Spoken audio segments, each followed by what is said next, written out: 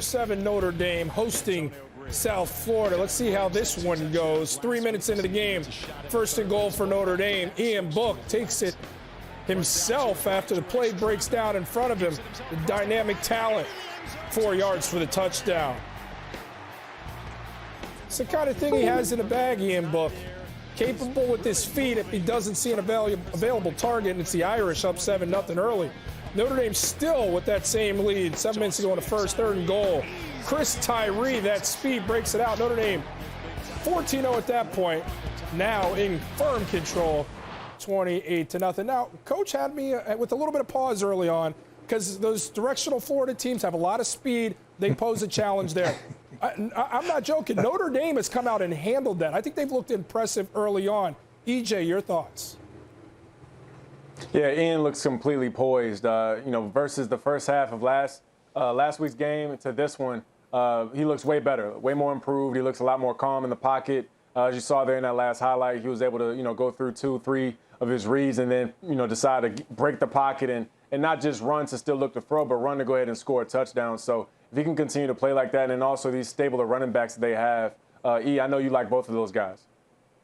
Yeah, and this is what you want to see, EJ, when you're playing a team like South Florida, when you're expected to win big. You want to execute at a very high level. They've been very efficient with their play calling, with the running attack. Ian Book through the air has been fantastic, finding some new weapons, spreading the ball around a little bit here. But, why pass it when you can go ground and pound and get whatever you want? It's been great to see Notre Dame just, again, exploit their will and really do well on the ground. I'll just say this. Notre Dame looks so much more superior physically than South Florida. I'm a little bit surprised at the development of the players at South Florida at this point. I know Jeff Scott's going to get that thing better in their offseason program, but Notre Dame just looked bigger, looked stronger, and even looked faster than South Florida, and they're playing at a high level of execution. They are dominating this football game right now. Yeah, this one is no dominating on either side. Let's check back in. Georgia Tech, UCF. Tech looking to respond. High school football here, and he told me when he was 26 years old as a GA for George O'Leary, he had a vision for what this place could be in the greater college football landscape. I asked him, what is that? We heard Joe say it at the top of the show, the epicenter of college football. He said the vast majority of national championships have been won within 5 hours of Atlanta over the last 15 years, and there's no reason we can't be right there with them. And right there down that seam for 20 yards is Jahmyr Gibbs.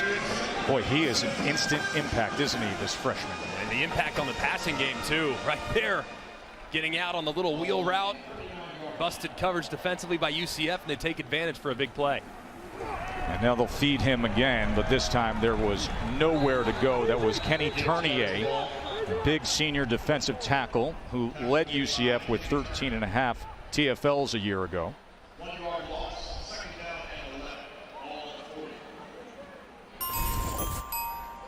Reminder, an intriguing one coming your way tonight. 7:30 on ABC. It is Miami and Louisville. Sims keeping it, getting to the edge, and finally run down by Collier. I don't know if it's the number or the way he runs or what it is. But I'm telling you, this Sims kid reminds me so much of Robert Griffin III. How so? Just with how he's a long strider, but he's shifty. And I love the over-the-top throwing motion. And obviously, number 10 naturally makes me think of him as well. But man, that is that's high praise for the freshman. I am just so impressed with the decisions he makes and the athleticism he's displayed. They're down and 5 now. Sims going to dump it out of the backfield, and Jamias Griffin, here he goes. And it'll be 1st and goal again for the Yellow Jackets. Finally run down by Aaron Robinson was Griffin. Another busted defense. You see number 1 on the left defensively for UCF. That's Eric Mitchell. He blitzes, and nobody is accounting for Griffin in the flat. He's uncovered. So early season jitters and defensive mistakes so far for UCF. Unable to wiggle his way free. He was met by a bunch of Knights as Griffin was taken down. Eric Mitchell, the senior linebacker, was involved on the tackle. This is the part of the field for Georgia Tech where you might miss those tight ends. You might miss those guys because when you get in heavy personnel with 2 tight ends on the field, that can allow you to move bodies and get favorable substitutions. But now with those guys obviously absent, it'll be interesting to see their offensive plan as number 34, the former long snapper, Jack Coco, in the game now at the end of the line of scrimmage. Second and goal. There is Coco, top 2 tight ends out. Sims. Ball came out. And UCF recovers. Big play by Celiscar. John Celiscar, the freshman defensive end, with the fumble recovery. Just when Georgia Tech was looking to break on through again.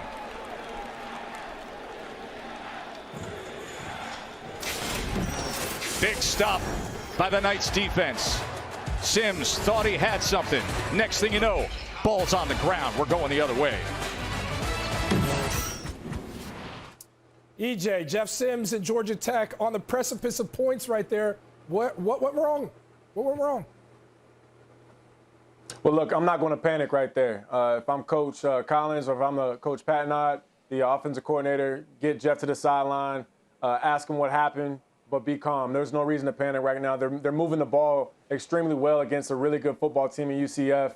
So right now, it's too early in the game. It's the first quarter. And Jeff is playing with confidence. His teammates are playing with confidence. The defense is flying around. They gave up a big play, a stanza goal on defense. But, hey, I mean, this is a really good football team they're playing against, so they have to stay calm and just continue to play all 60 minutes and not get, rattled or rattled about what just happened right now.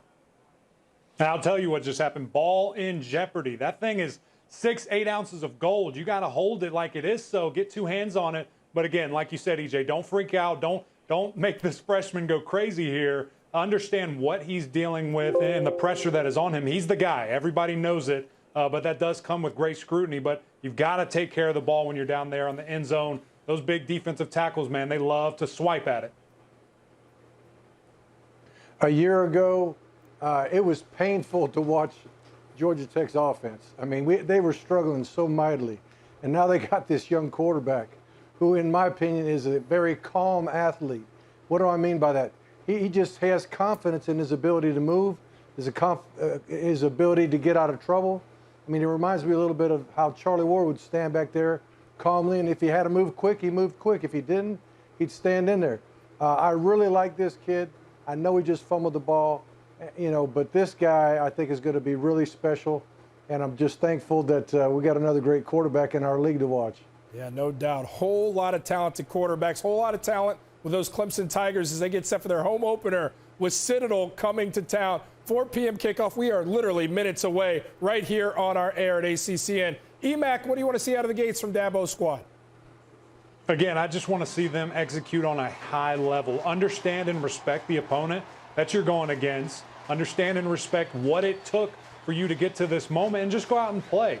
You expect that a lot of young guys get an opportunity today. We heard Coach Sweeney say at the end of the Wake Forest game, hey, our young guys that got in didn't take full advantage of their opportunity. Expect them to today. Again, you're going to see a lot of guys rotating. And on defense, expect them to get past the line of scrimmage. I know it's going to be a lot of cut blocks, but see that line of scrimmage to change and go backwards. They are running down the hill. Clemson is ready to rock. And East Schroff, Tom Luganbill on the call. Citadel and Clemson now. Jordan, thank you. Clemson's grand entrance into Memorial Stadium gives you a little sense of normalcy, but when you look around, it still feels different. Capacity in this 80,000-seat cathedral capped at 19,000 today. Social distancing in effect and calls for social justice on the field visible to the naked eye. And number 9, Willie Eubanks III. For the Clemson Tigers, number 22, Will Sweeney. From Death Valley, you're watching the ACC on ESPN, and you're about to watch the #1 team of the country, the Clemson Tigers, against the Citadel out of Charleston, South Carolina. Anish Shroff alongside Tom Luganbill. Eric Wood will be with us in just a few moments. We've said it many times this year. No GPS to get through a pandemic, but Clemson in this climate has some built-in advantages. That's the case when you build your program on the scaffold of culture. Yeah, culture is an often overused cliche, but not when it comes to the Clemson Tigers. Really, the foundation of this program, Anish, is as much about people as it is about players. It's the reason why redshirt freshmen and sophomores don't transfer out if they're not playing right away. It's the reason why players that are eligible for the NFL draft, they decide to come back. So when you have that type of environment, it galvanizes you as a football team and prepares you for a pandemic and a football season like this. Travis Etienne could have gone pro. Yep. Trevor Lawrence could have opted out. Instead, they return. And those are two pretty good pieces to start with. Well, Trevor Lawrence, you come on the scene as a true freshman. You're just trying to earn the respect of your players and your coaches. And then you know what? You won a national championship. You follow the next year. Now you are the unquestioned leader of the offense. In 2020, Trevor Lawrence is the unquestioned leader of the university, the community here at Clemson.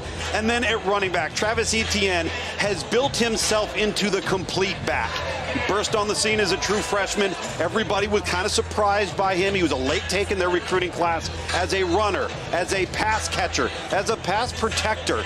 He's the type of back now that never has to come off the field, and you had better know where he's lining up on each and every play. Those are two names all college football fans know. There's a couple on that Clemson D-line that everyone will know pretty soon. Yeah, we got a couple of man-children, if you will, for Clemson, and it's kind of just the norm.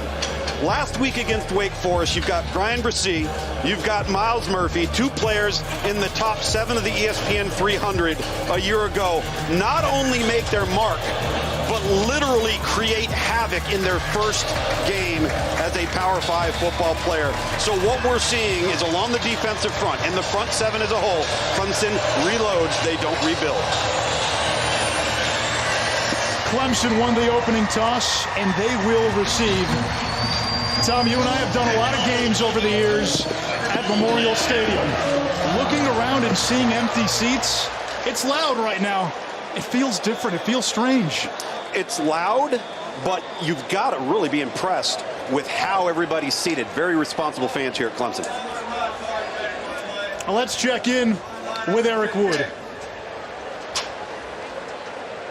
Clemson replaces 4 out of 5 starters across their offensive line, Jackson Carman being the only returner. The last time they did that was 2015. That year, all 5 starters made an all-conference team, and they made an appearance in the national championship game. They would love that type of production from their offensive line this season. I tell you what, he would. It's an offensive lineman's dream. You've got triple option wishbone football. You've got some new faces along the Clemson front. Can't wait to talk to you about this position today with 2 vastly different approaches.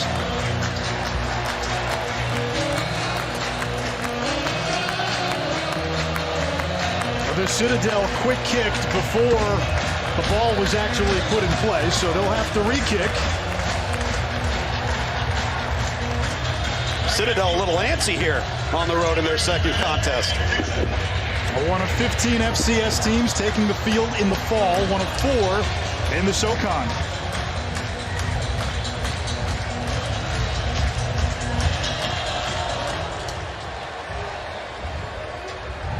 Sky kick, some confusion as to who was going to catch it, and Clemson will take over near its own 20-yard line. Well, what more can you say about Trevor Lawrence? He's going to be the #1 pick in the NFL draft. He's only lost 1 game as a starter.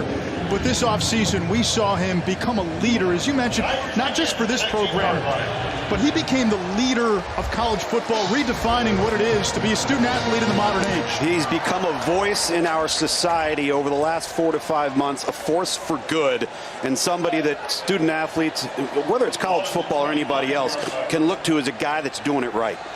A unifying voice. Absolutely.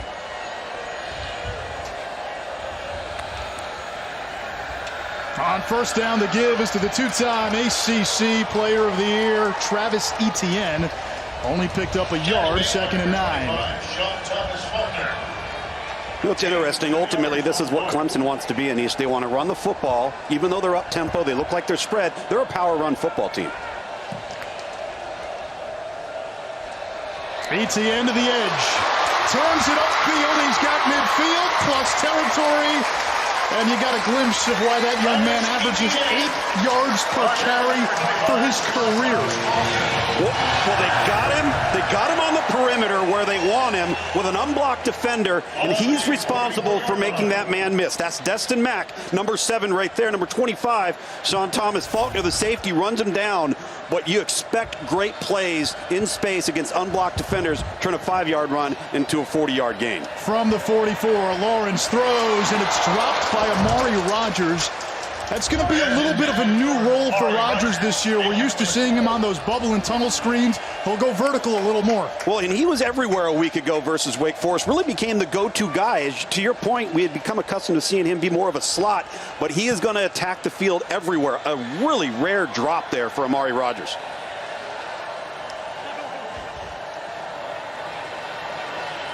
Lynn J. Dixon back in the lineup after being held out for precautionary reasons last week.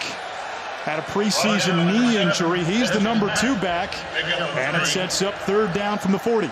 A lot of depth at running back for Clemson. You know, you just mentioned Lynn J. Dixon, of course, the true freshman, DeMarcus Bowman. We're going to see a lot of him today. This is a very, very talented backfield, but not as experienced when you get past the 2 deep. A lot of depth in a lot of places for Clemson. Has become the norm. Lawrence with time over the middle and complete. A first down catch by Cornell Powell, a 5th-year senior who has really opened the eyes of this coaching staff in the offseason. They've had a lot of respect for him because he's hung in there during his career, and it's paying off now. It's such a clean pocket here. You see Trevor Lawrence work from his right to his left, very poised, delivers a strike. Cornell Powell, big catch over the middle. Out of the backfield to Etienne. And Etienne picks up a first down with the yards after the catch. That was the element he added last season. Yeah, I think that's what makes him so dangerous is you can line him up anywhere on the field and you have to account for him. That time, even though he's in the backfield, the moment he swings out, he is now a viable option. That wasn't the case his first year. Last year, he morphed into that. Now he's going to perfect it in 2020. Strong opening drive continues for Clemson. Now a red zone opportunity. Lawrence looking for 6. Nearly intercepted, but it's caught for a touchdown. Frank Ladson, the sophomore from Miami.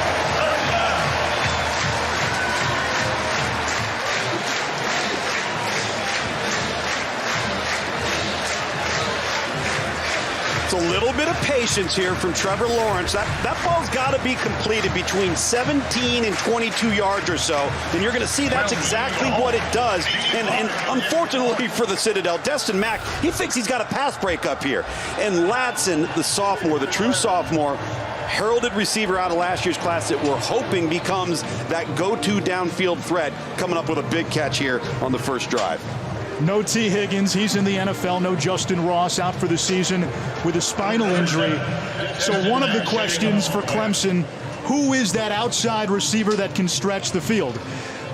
Wishbone or triple option looks. Your B-back's going to be your fullback. Your 2 A-backs are going to be your halfback, tailback types. And those are going to be guys that you're going to have to deal with on the perimeter in terms of the pitch. And then Raleigh Webb, really the best athlete and the fastest player on this offense. But he plays wide receiver a week ago against South Florida. Had to create some plays in the reverse game for him to get involved.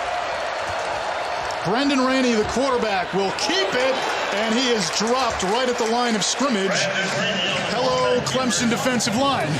Well, one of the first things I said to Brent Venables, the defensive coordinator, we're going to find out if those young bucks can play and stay off the ground. In the option scheme, you're going to have a lot of low blocks aimed at the knee, below the knee, and you've got to be able to play on your feet. And so that's going to be something new for some of these young guys. You see Brian Versee, number 11 right there. Very productive week a week ago, along with Miles Murphy, the other true freshman.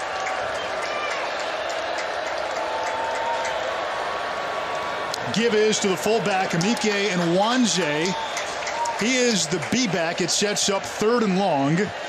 And this is a team that is short-handed in the backfield. Brent Thompson telling us the starting 2 A-backs, those are the slot backs, opted out for the fall.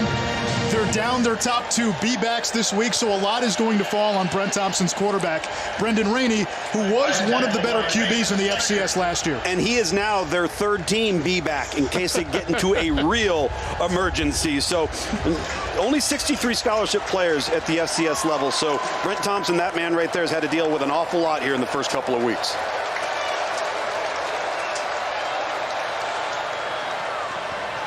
The option to the outside, and nothing going on for Keith White. He's short of the first down. It'll bring up 4th and 2. Don't be terribly surprised, though, if the offense stays out on the field, and it appears they will.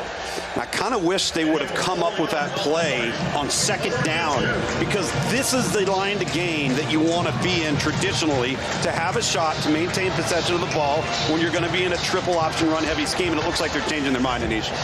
So we get to see Matt Campbell, the punter, number 90. He went viral last week for all the wrong reasons. Had some trouble with a punt in the end zone.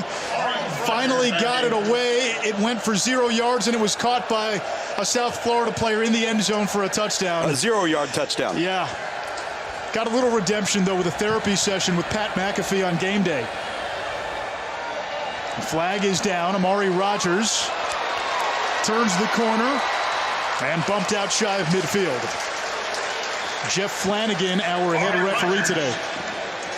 Number 48 with the tackle, Gunnar Moe.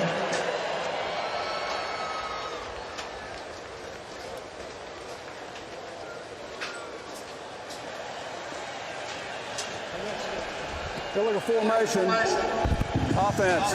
5 men in the backfield. 5-yard penalty to be added on to the end of the run. First down. So last week against South Florida, this was the series of unfortunate events for Matt Campbell. Just take the safety, right? Nope. And as you can imagine, kickers are people too. Punters are people too. As you can imagine, Instagram, Twitter, social media had a field day with that one. After the penalty, Clemson starts in Bulldog territory.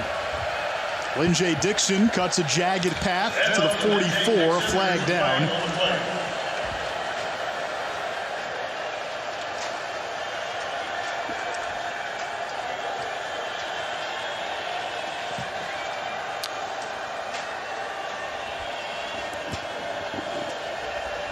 Offside. Penalty is 5 yards. First down. Hassan Black, the sophomore from Wyoming, Ohio. Well, one of the things you can't do when you're outmanned and you're on the road is help them out. You got a penalty following that last punt, added another 5 yards, and now you give them 5 yards and the down over.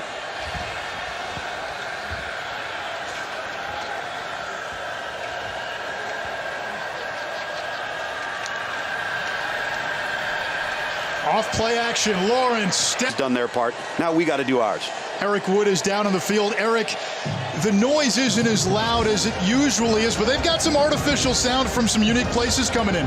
Yes, they do. They're using Madden 2020 sounds, and it is loud down here between the band, the 20,000 fans, and all the sound effects. It feels like a great game day environment down here. A flag down already. The penalties adding up for the Citadel. Ball starts. Offense, number 22. 5-yard penalty. First down. Raleigh Webb, their top receiver. That'll make it first and 15. Ball at the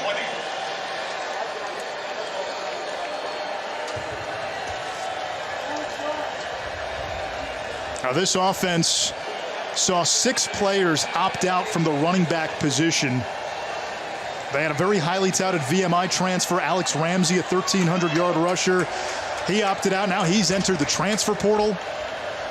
Rainey, who garnered some All-America honors last year, gets close to the original line of scrimmage, second and long. You know, as I mentioned, you're only at 63 scholarship players. So when you have opt-outs, you have injuries, you have the world of coronavirus, it's almost impossible to recover from that, particularly in a short period of time. And Eric, when you're in an offense like this, that is so nuanced in the details, you're asking an awful lot of the young, inexperienced players. Yeah, absolutely. It's extremely tough. When you have a guy flipping from the defensive side of the football and he becomes your main B-back in Loden Brock, that is an entirely difficult situation for him. Brendan Rainey completes on his first pass attempt. Keontae Sessions, the senior from Myrtle Beach, and a first down, and that's big for this Citadel offense. Now, they had some long drives against Alabama and Clemson 3 years ago. Well, Brent Venables for Clemson, the defensive coordinator, was really worried about their play action. He said of the triple option teams we've faced, they play action the most. If you get caught peeking in the backfield, we're going to be in trouble, and that happened that time in the secondary for Clemson. That time, it's the dive, a short gain, and a flag at the end of the play. Personal foul, illegal block below the waist, number 87. 15-yard penalty, first down.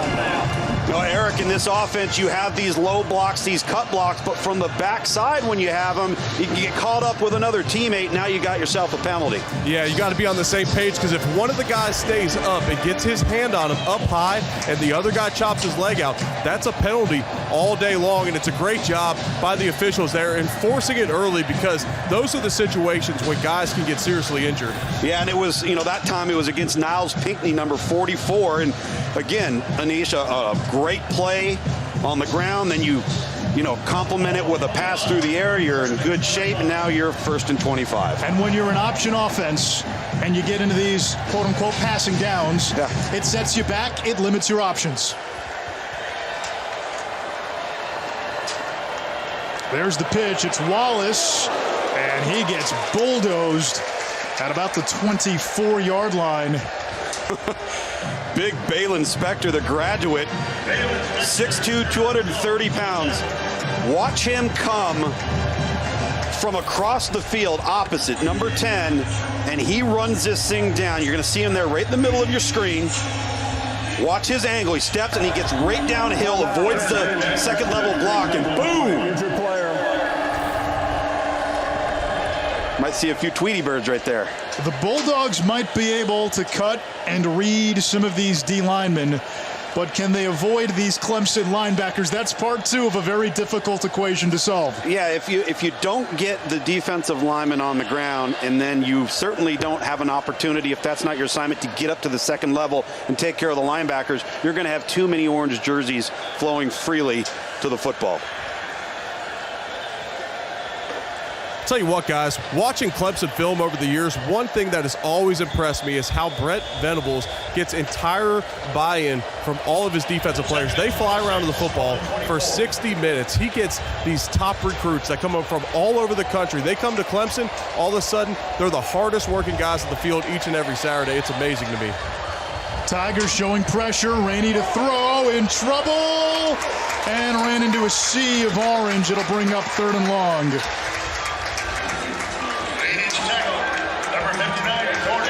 Nowhere to go with the football that time, and pocket just collapsing. There's just such a size and strength discrepancy between the wealth of depth that man Brent Venables has along his defensive front with the likes of Jordan Williams, KJ Henry, Justin Mascoll. We talked about the true freshmen, and then this offensive line that's not accustomed to being in pass protection mode.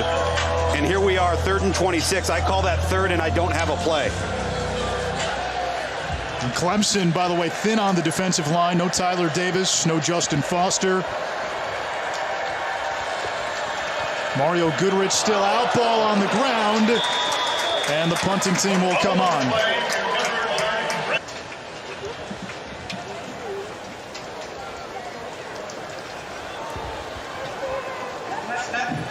Infraction. Number 55, offense, 5-yard penalty. First down. Hunter Rayburn, one of the backup O-linemen, can play center and guard. I believe that was actually on 62, Cade Stewart, which is unlikely mistake for him as a senior. Etienne has an opening and tripped up from behind. Nice tackle in space by Chris Beverly, the all-conference safety. Chris Beverly and Marquise Blunt, number 49, who missed most of last year but is an impact player. Between Marquise Blunt and the FCS level All-American Willie Eubanks, this is actually a really talented linebacking core for the Citadel. The defensive front, though, is tasked with keeping these big bodies from Clemson off of those guys.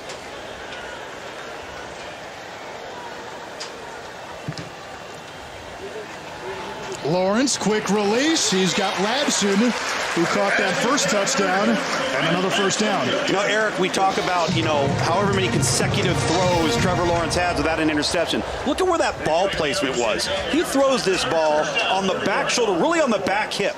So there's no danger of anything bad happening. Yeah, you're absolutely right. Trevor Lawrence is so accurate.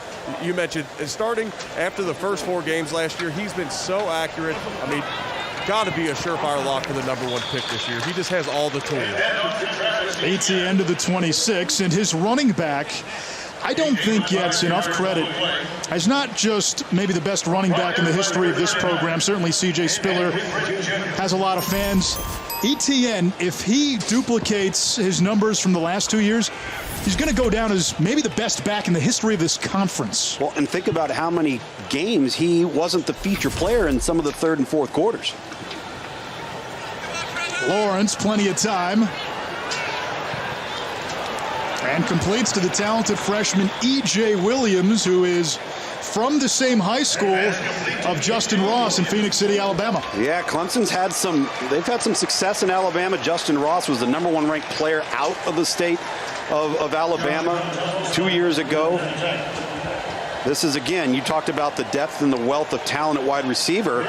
We just don't know which one of those guys are going to become the go-to playmakers just yet. We're going to find out. Etienne, first down and more, inside the 10, down to the 5, 1st and goal, Clemson.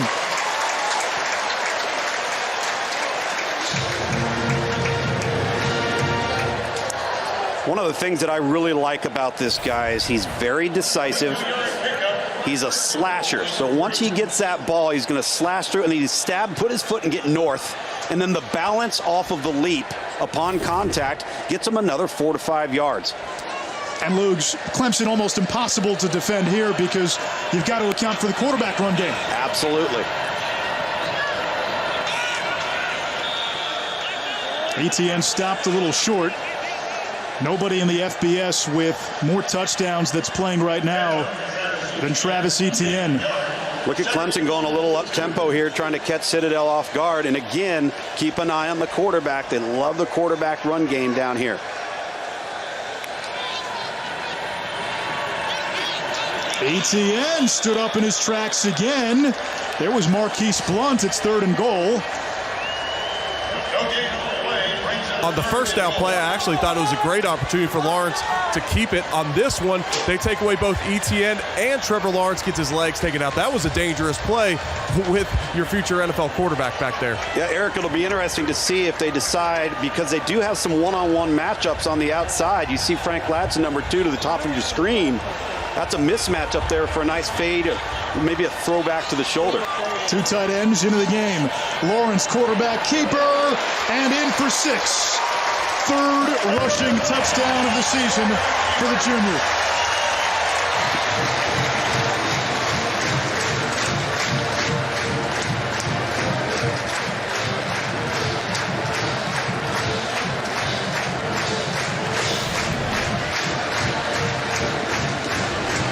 This marks the 4th straight game that Trevor Lawrence has a TD on the ground.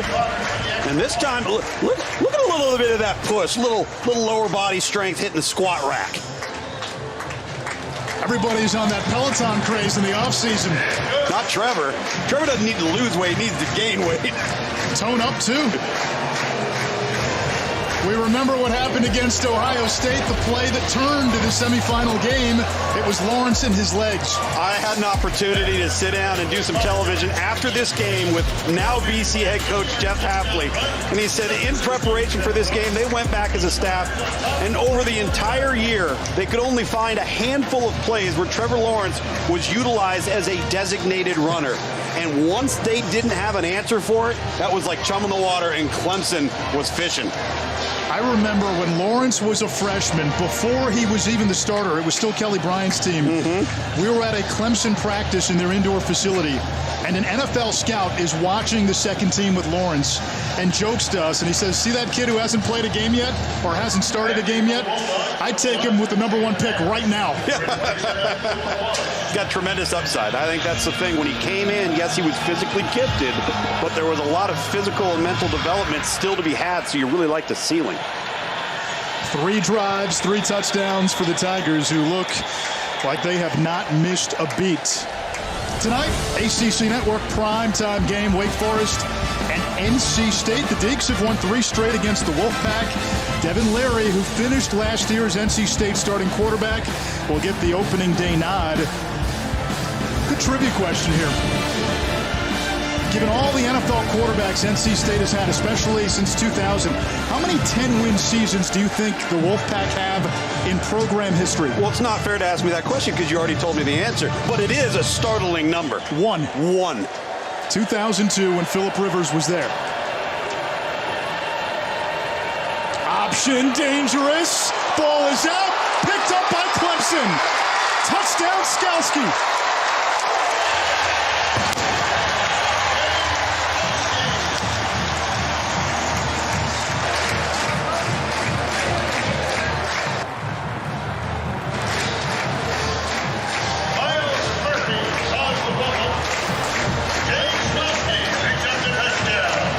Skalski's going to get the credit for the touchdown, but watch number 98, Miles Murphy, the true freshman. #1, watch him slow play this. Then he pushes it, goes right underneath the blocker.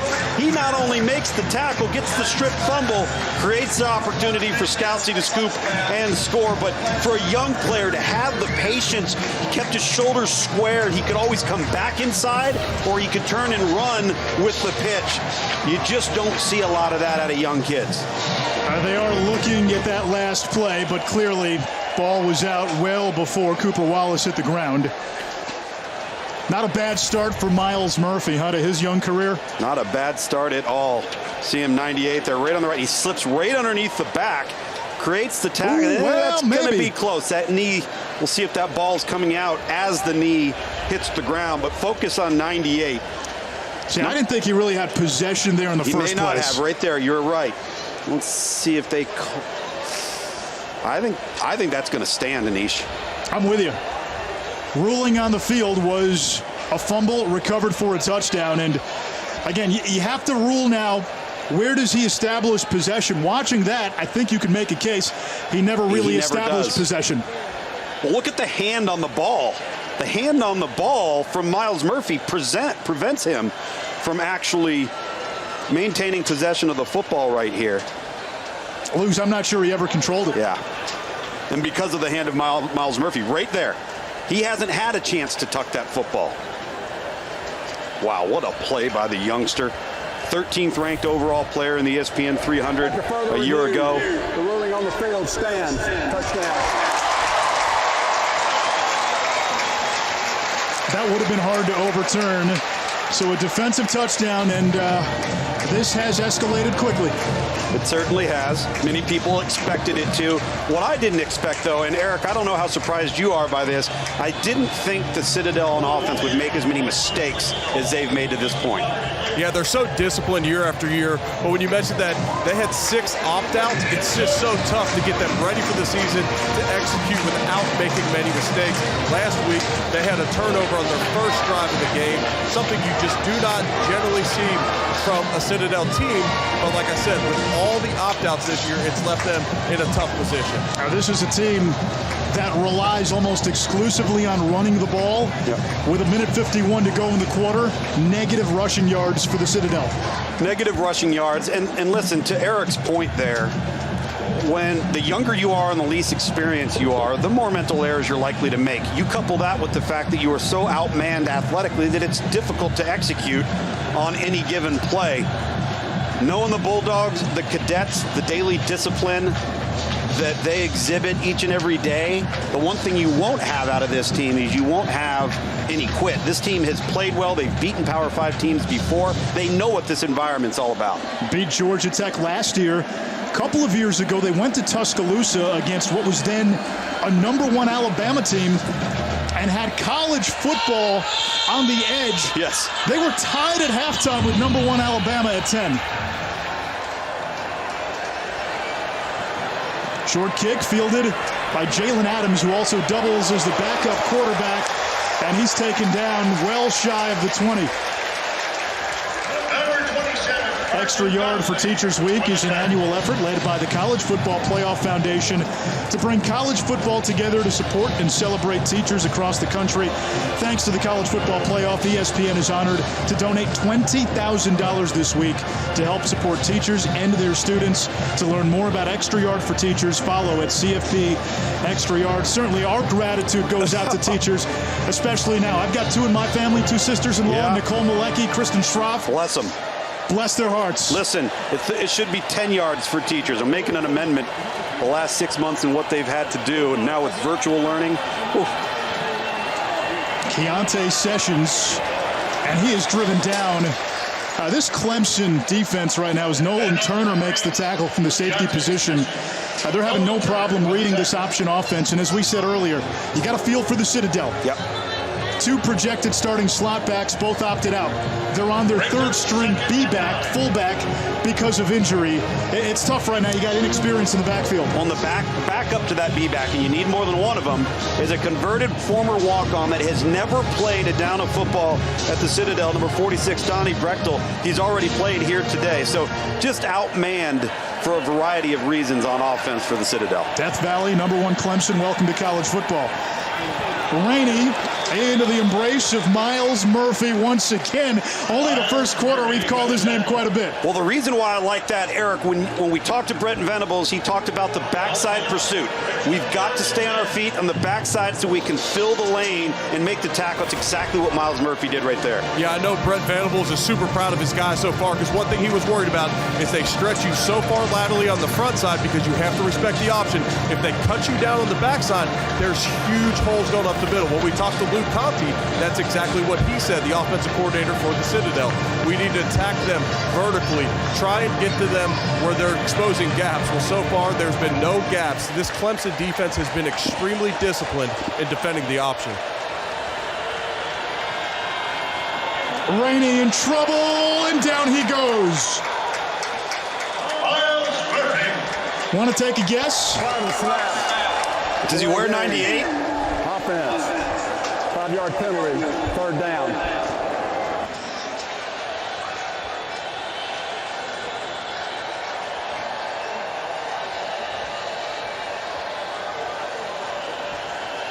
Big 98. The game clock to 8 seconds. Premier player at a premium position, a future star. This is such a deep defensive front, so when you can... Up for the Citadel here in the second quarter, 28-0 Clemson. Tigers have scored on every offensive drive, and they have a defensive touchdown to boot.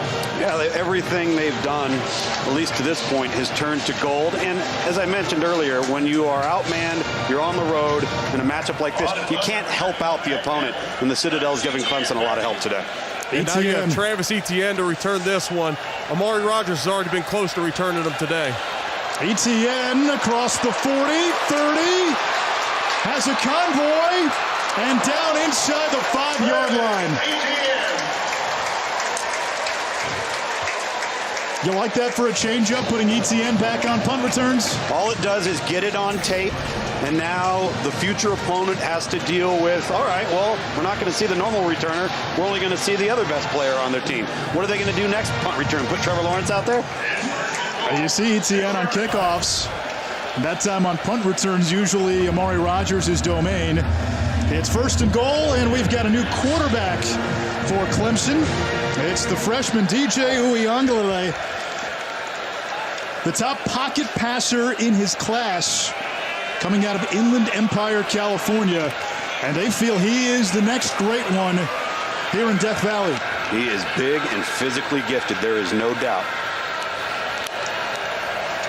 High snap to the tight end, Davis Allen. It sets up 2nd and goal. See, I really like that play call there. You've got a young freshman. You're going to put him in this situation. Don't kid yourself. They put him in this situation because they wanted a red zone situation for the young man. And then you give him a little bit of a backfield action and move the pocket with him. It's a great way to generate confidence. One of the reasons Uyunglele came to Clemson was to watch and learn from Trevor Lawrence. Dixon pedaling forward, and he's to the 1. It sets up 3rd and long. You know, so often in today's world of recruiting and, you know, especially with the quarterback position, everybody wants to play right now. They think that they should be playing right now when they really don't realize they're probably not ready.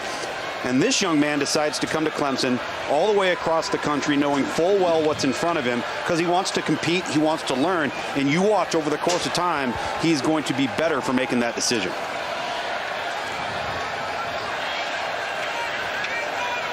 Dixon off the left hip. Quarterback keeper. And the first Clemson touchdown, the first of what's likely. It's the opposite here today in Death Valley. Right. Yeah, great point. Fullback dive. And running into a roadblock was Nwanze, 3rd and long.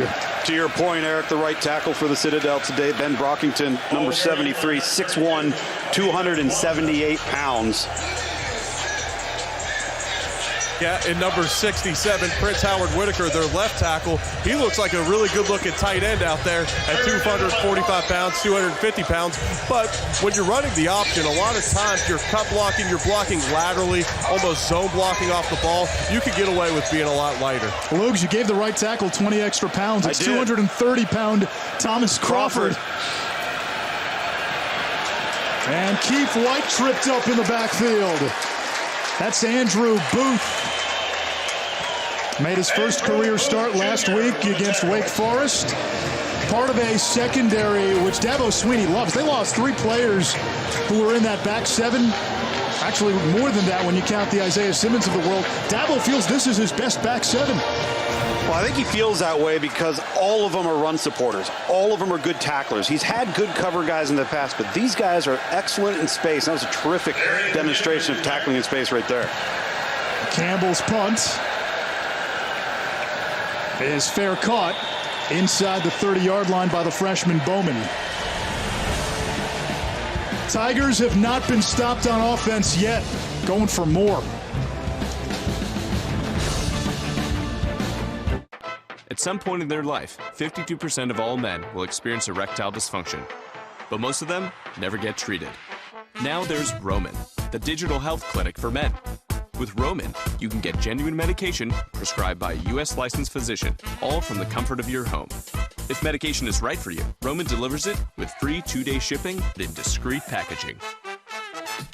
Get started with a free online visit today at GetRoman.com/TV. Are you stuck with a low credit score, causing you to be denied credit? Then do what Terrence did, and all it takes is one call to get started. My score wasn't where I needed it to be. I called and spoke with one of the representatives, and we just had a good conversation, and I liked what he was saying. Don't let a low credit score hold you back. I'm seeing the deletions, and I'm getting the reports, so I know something's being done. And make the call for your free credit evaluation.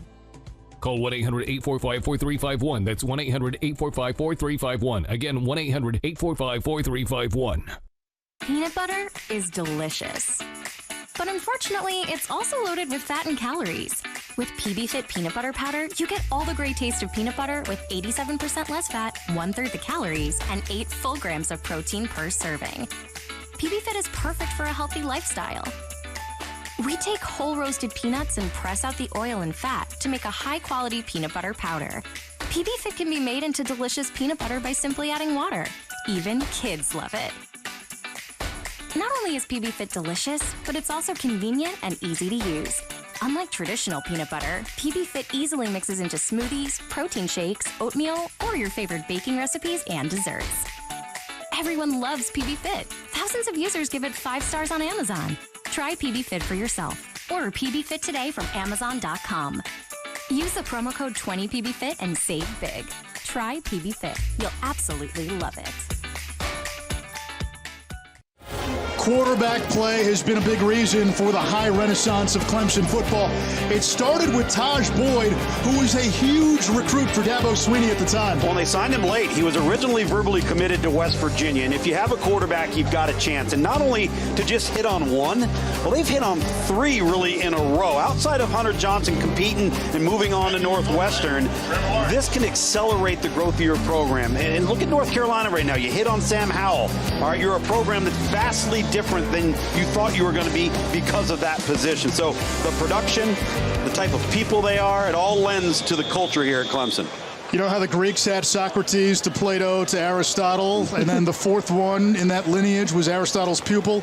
Alexander the Great, the fourth one in this lineage, likely DJ Uiagalelei. So it may even get better. Well, I'll tell you, and it's interesting because if you look at this, and we talked about the situation they put the youngster in on the goal line, now Trevor Lawrence is back in the game, so it was clearly a situational moment they wanted him to experience, and they called a pass play on the first play of the game. Lawrence to the air. He's got Powell. And Cornell Powell, the fifth-year senior who's waited his turn close to midfield.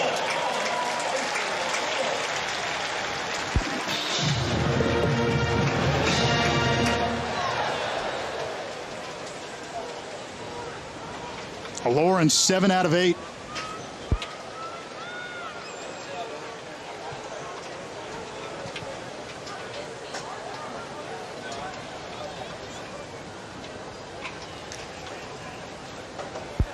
Lawrence pumps.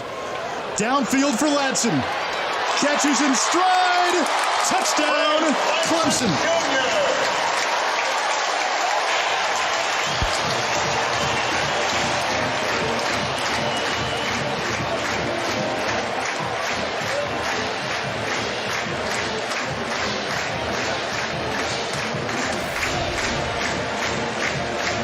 Yet another perfectly thrown football. You're going to see Ladson number 2. This is the sluggo, slant and go. And you've got to commit 2 steps on the slant in order to get the corner to bite.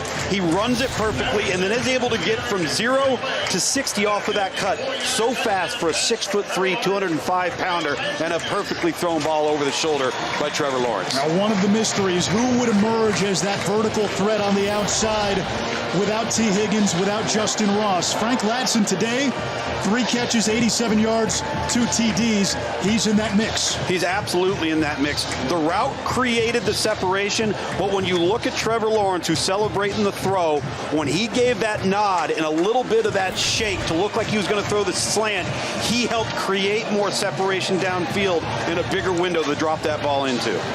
Ready for this number?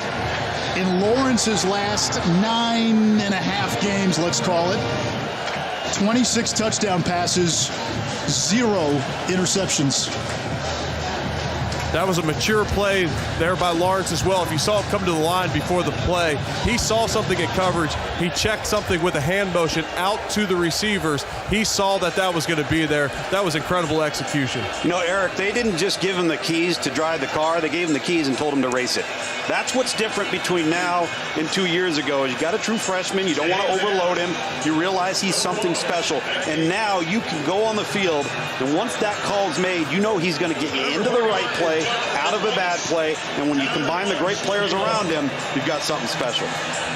For anybody watching the game that has friends or family in attendance, Tom Luganbill on his drive back afterwards, if he rolls down the window and gives you a head nod, he's going to step on the gas, just to let you know. I know you're ready to go. I'm ready to roll. The Jeep will be pointing north. Tomorrow, women's soccer, a quadruple header on ACC Network. Virginia Tech and North Carolina at 11 gets it started. Louisville, Florida State follows. Then Virginia, Clemson, Wake, and Duke to cap it off. Sunday best right here on the ACC Network. Clemson, every time they've had the ball offensively, they've scored. A defensive touchdown to boot. A big special teams punt return by Etienne to set up a score. They've been perfect in this first half. They have. They've really been flawless. The execution has been outstanding. Meanwhile, the Citadel just having trouble getting positive yards. They've only had 5, for their 5 possessions, only 1 has produced positive yards. Yeah, 77 yards on the ground for a triple option team that wants to maintain possession of the ball. And they're now still -4 rushing yards on the day so far. So, and again, it's not like you have something else to lean on. This is who you are. Rainey will throw, hit by Brazee, and it lands incomplete. There is the number 3 player in the ESPN 300 and the top defensive tackle in his class. No, Eric, the last couple of plays, they've lined up Brazee and Miles Murphy, the 2 true freshmen, on the same side of the football. One at end, one alongside. Not on this particular play. You're going to see him on the nose right there in a shaded technique over the center. He's so powerful. Good pad level, too. I'll tell you what, I wouldn't have wanted to block him on Sundays the way he looks right now, much less on Saturdays. He is going to be a handful for these 3 years that he's going to be in college.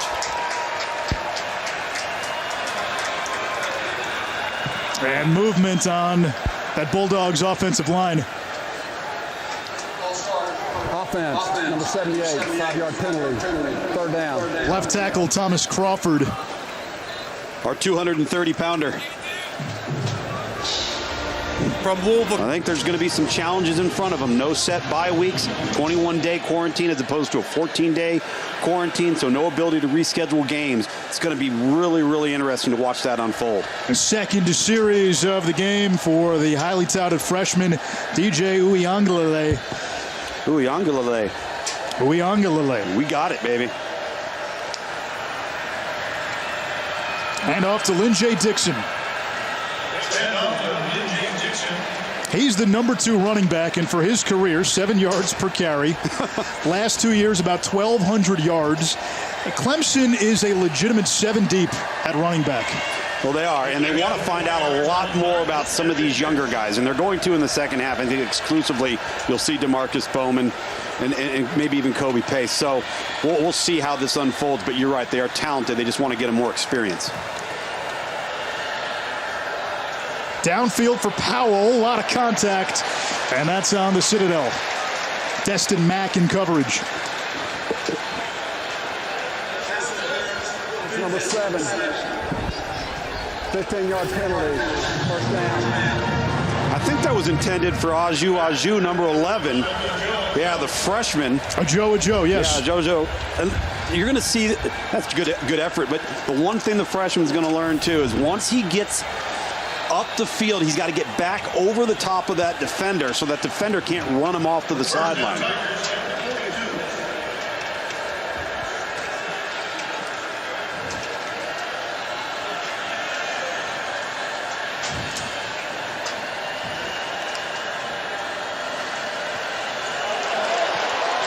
Darian Rencher, the 5th-year senior, former walk-on. He and Trevor Lawrence have really become good friends. And they've been a big part of the social justice, racial equality push in college football. Rencher again.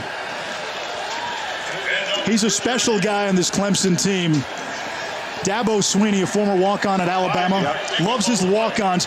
And this is a walk-on who's turned himself now into a crucial member of that running back rotation. He's the number 3 back. Yeah, he's a viable commodity. You can tell that they trust him from right up the road here in Anderson, South Carolina. And again, to your point, just a wealth of riches in the backfield.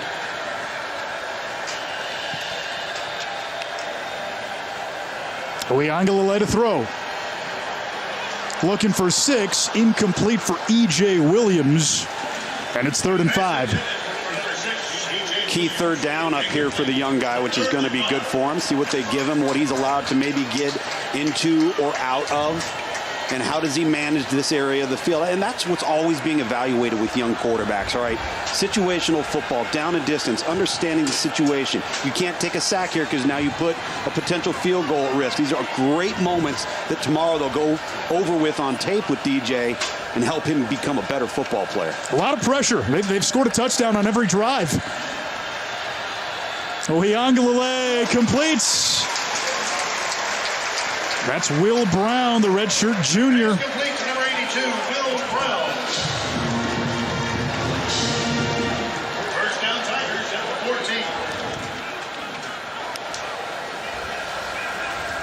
Rencher spins away from one defender, now another, and drags tacklers inside the 10. A gain of 8, 2nd and 2.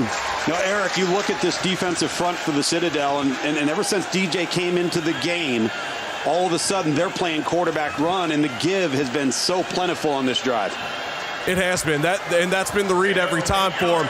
And Clemson, although they're playing backups across the board on offense right now, they left in all 5 starters on the offensive line, probably for 2 reasons. 1, to protect DJ, and 2, they want these guys to continue to develop. We mentioned at the open, replacing 4 of 5 starters. They want these guys to get a lot of work early in the season. Yeah, and Eric, they're 2s at both of the tackle spots. Walter Parks, a true freshman, 13th ranked offensive tackle in last year's class. And then Mitchell Mays, who we had as the number 1 ranked guard in the class, lined up at the number 2 spot at offensive tackle. Again, 2 true freshmen. They're going to get plenty of turns here in the second half. 3rd and goal. The 2 true freshman wide receivers, Joe and Williams, lined up to the outside. Watch for another design quarterback run here. Uiagalelei struggled with the snap. It doesn't matter. His 2nd touchdown of the game, and the onslaught continues. Good call, Eric. Uiagalelei, when he makes this, he botches the snap a little bit, but it was going to be the same result. Has 5 yards of total offense with 5:31 to go in the half. Yeah, listen, you see that man right there, DJ Uiagalelei, and the job that he's done taking over for Trevor Lawrence, and there's no pressure on him. The Citadel is not playing very well right now. They can't seem to get anything going. They can't sustain a drive. Their poor defense has been on the field the entire first half. So it's given the young freshman at quarterback for Clemson some opportunities. A lot of backups in for Clemson, and those backups are pretty good. Kane Patterson, listed as a 3rd-string middle linebacker, another former ESPN 300 recruit. Meaningful snaps. I think that's the thing. You're getting numbers on the field for guys that, who knows, 4, 5, 6, 8 weeks down the road, you might have to rely on. Flag down.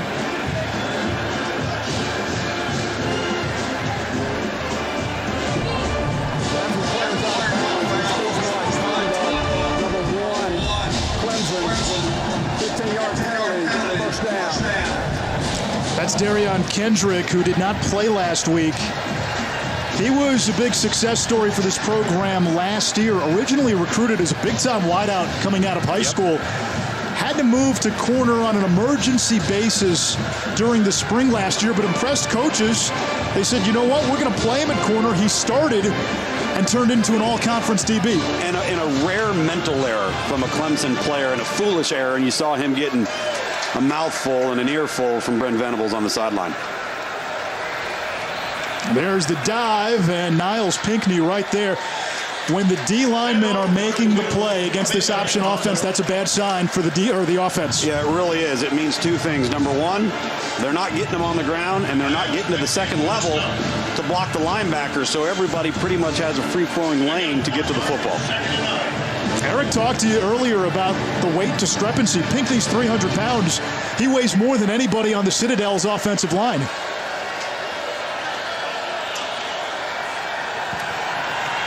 And a short run that time by Nwanze. Redshirt sophomore civil engineering major. And again, that B-back depth has been tested. Nwanze, normally the 3rd stringer, top 2 are out.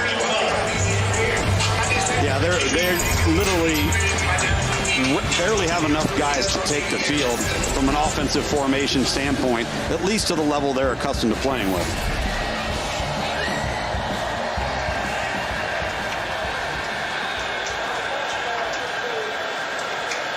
False start coming against the Bulldogs. Prior to the snap, false start. Offense number 67. 5-yard penalty, 3rd down. If you're an ACC fan, Packer and Durham, a must-watch Monday through Friday, 7 to 10 a.m. The stars of the show, though, and I love Mark and I love Wes, but the stars of the show, Chester and Fuller, the 2 dogs. Yeah, well, you gotta pass the sniff test, and unfortunately, under the coronavirus pandemic, we haven't all been able to be, certainly as a guest on the show, in the same basement to pass the sniff test for the pups. Got to bring treats. Yep. Rainey under pressure, got rid of it. And a nice gain by Raleigh Webb. The first time we've really called his game since the first drive. Yep. And it's a first down. This is the fastest player on this team, fastest player on the offense. He's got good size. Kind of feel like if you saw this guy in the spread offense, and Brandon Rainey does a nice little dump off here on the underneath route. If you saw him in a spread offense, he runs really well. He might be a really, really good fit. He just gets limited opportunities in the triple option. First trip into Clemson territory. And you just can't get behind the chains when you're this kind of offense.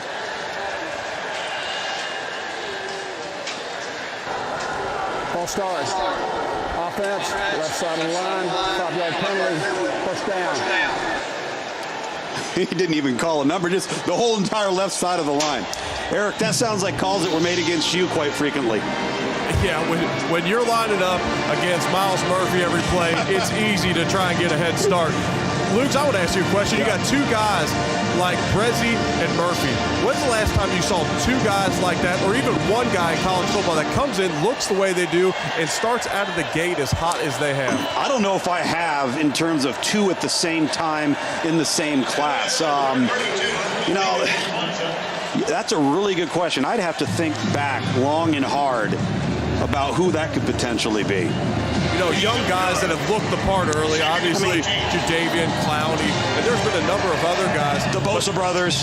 Yes, absolutely, the Bosa brothers too. But I'm at field level, and I'm telling you, I played on Sundays for 9 years, and a lot of NFL players look like, and some of them wish they looked like number 11 and number 98.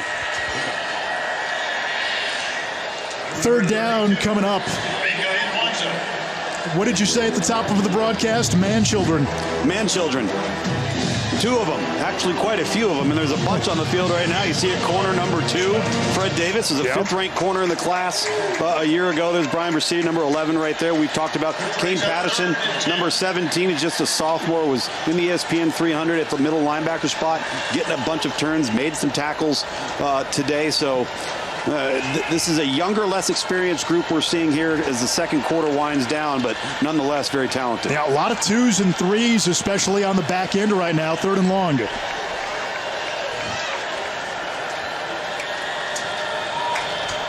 And Wanze, but whistle blown before the snap.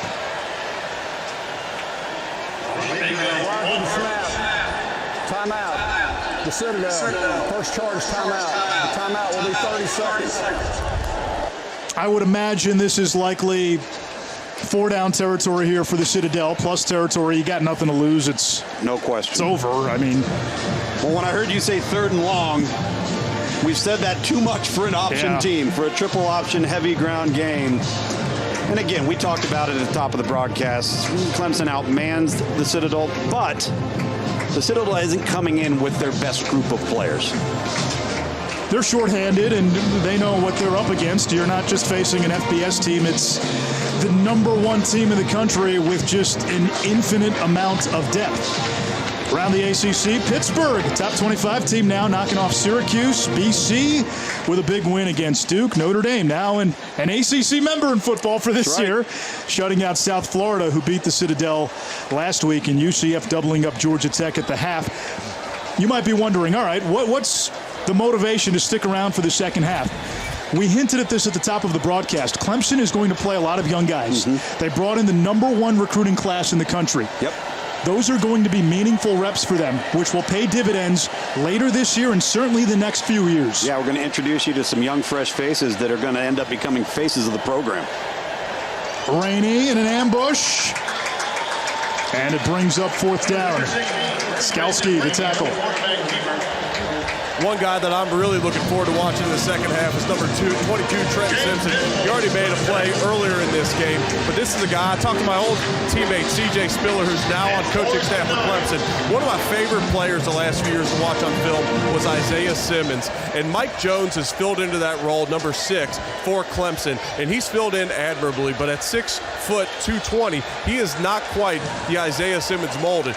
Trenton Simpson, a lot more reach, a lot more length on him at 6'3", 225. I want to see him play in that role, that Sam linebacker, nickel, safety, edge rusher, all those things that Isaiah Simmons did. I would love to see Trenton Simpson do a lot of that in the second half.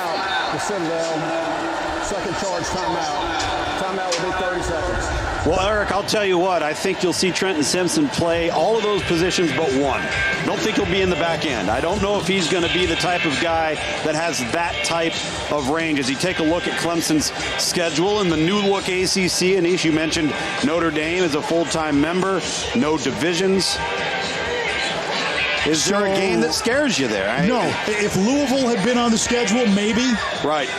And, well, listen, the game tonight between Miami and Louisville, I think, is a huge statement moment for Miami. It really is. And then if you go down, well, again, several weeks from now, you're on the road at Notre Dame, and everybody's team might be different. We have COVID. We have injuries. We have contact tracing. They have depth. They have depth, so they might be the team that's least affected by it. And the Citadel will punt it away. It takes a Bulldog bounce and dies inside the 10-yard line. Right now, I don't think realistically there is another team in the ACC that's close.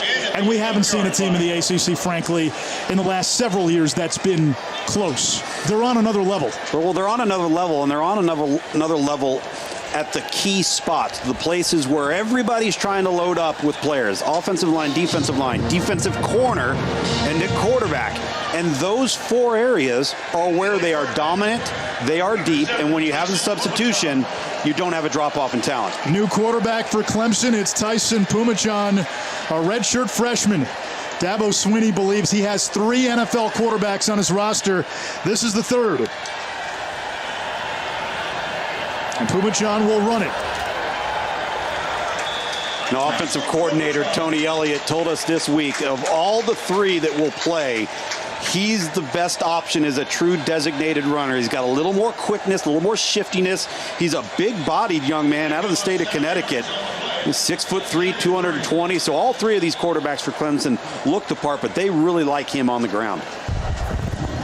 Timeout. Player injury. Defense. Play clock to 40 seconds, please. Water. Injured Bulldog player. Yeah, it's Dewey Green, the 4th, one of the starting D linemen, sophomore from Columbia.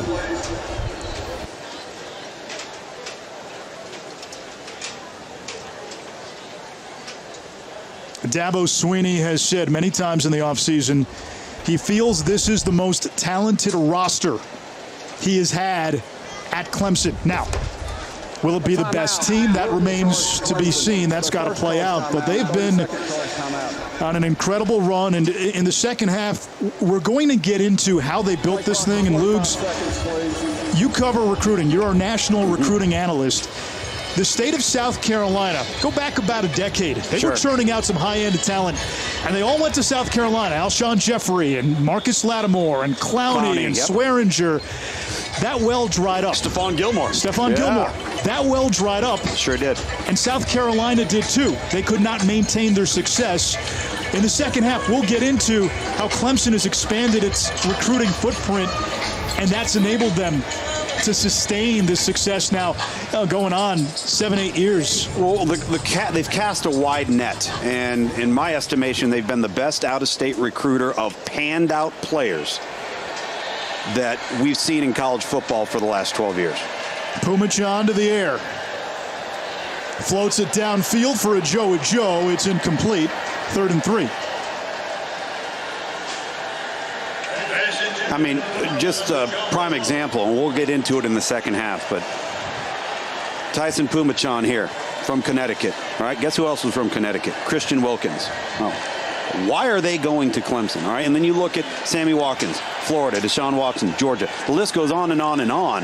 And again, those players that were highly touted panned out at the next level. Not a good snap. Pumachan will eat it.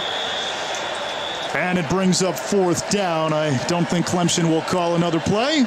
To your point, Tom, you get a DJ Uiagalelei to come from California to sit for a year when he could start at probably 100 schools around the country. Another one of those 6'1", 6'2" defenders that Clemson has become accustomed to playing with.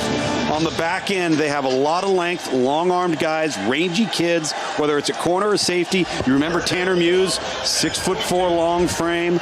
They've had him across the board. That's the mode of operation for them in evaluation. Go back to Curse before Muse. Yep. It's also amazing to me how many jerseys are already of his in the stands wearing number 16. Popular guy, huh? Oh, man. Big seller. Name it. Columbus, Georgia is represented extremely well throughout the stands here. Are you telling me he needs to get a little name, image, and likeness money? Exactly. Hey, that would have been my strategy going into college as an offensive lineman. I would have figured out a defensive lineman. Elvis Dumerville wore number 58. Yeah. The defensive player of the year in college that year. I should have wore number 58 as a center, knowing we wouldn't be on the field at the same time, and then picked up those jersey sales. Eric Wood looking for those loopholes, always incomplete through the hands of Sessions. You write home to your family. Nobody writes home. You email home to your family. How's it going at Clemson? You know what? Everywhere I look on campus, someone's wearing my jersey. Yeah, exactly. Look at these three little birdies here. Dabo Swinney says, I've got 3 NFL quarterbacks. We saw all 3 in the first half. Lawrence started, Uiagalelei, and then Pumachan. 3rd and 9.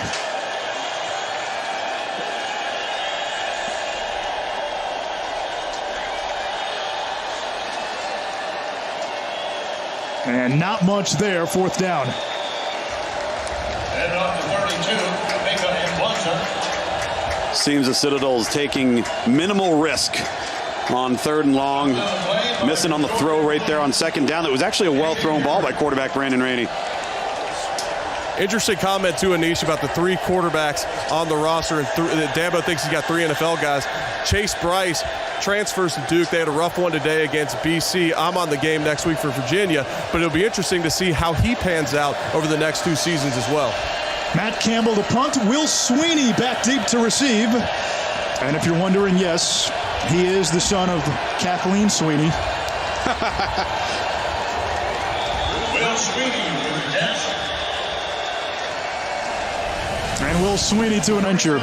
I feel like this is the point where I'm obliged to defend the O-line in this situation. And what I will say is they were very young up front on their 2nd string offensive line, and that is the hardest position to develop at when you're transitioning into college. It's so hard.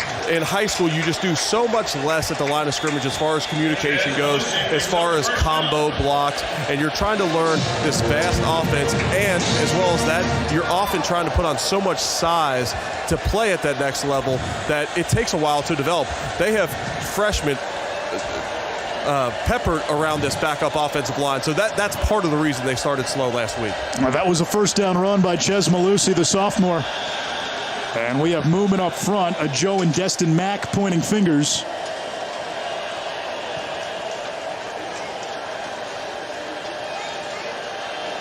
False start, number 11, offense, 5-yard penalty, 1st down. You know, Eric, I agree with you on your assessment of the difficult transition. It's a steep learning curve because at the high school level, these kids are so big and strong, they don't necessarily have to be technically sound because they can just throw people around. Now, all of a sudden, it's a whole different ball game when it comes to the nuances of the position, and that takes some adjustment.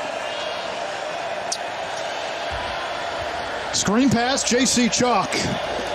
Taken down, not sure he got back to the line of scrimmage.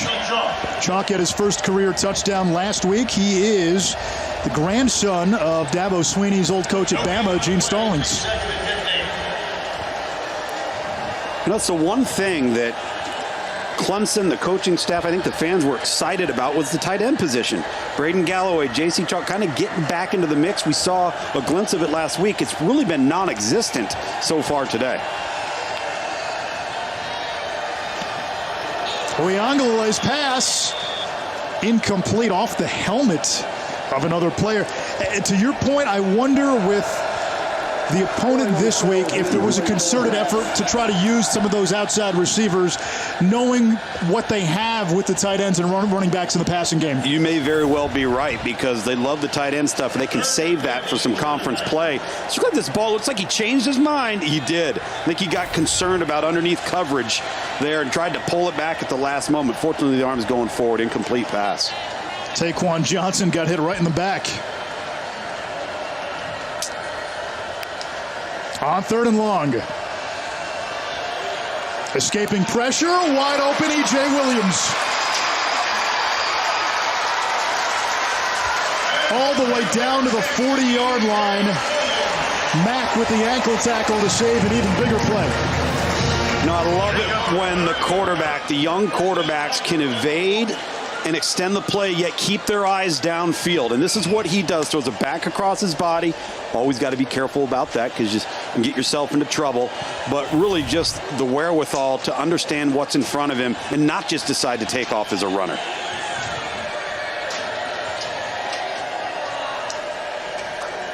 Against a 4-man rush, a little screen. And there is Will Sweeney, Dabo's kid, for a short gain. Save for the final drive of the first half when there wasn't much time on the clock. Clemson has scored a touchdown on every offensive possession. It's a good last name to have in these parts. It certainly is. Might carry some weight. Malusi gets a push from the pile.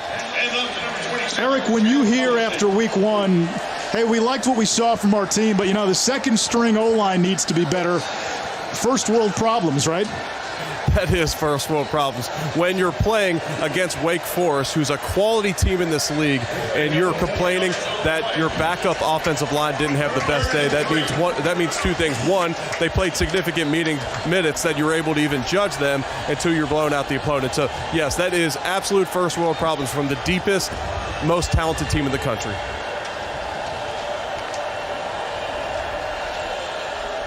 On the ground again, that's Michael Duke, sophomore out of Charleston. It'll bring up 4th down.